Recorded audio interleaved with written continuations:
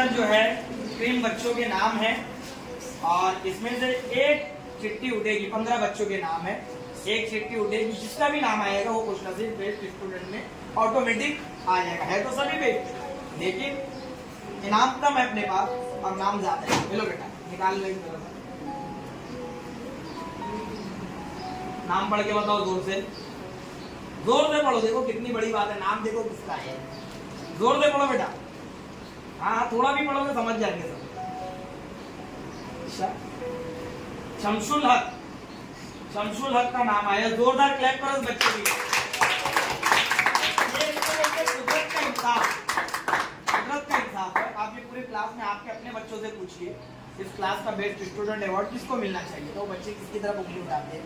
ये इत्तेफाक से ये चिट्ठी में उस बच्चे का नाम है। आ जाओ बेटा, शमशुल हक फिर आजुल हक आ जाओ।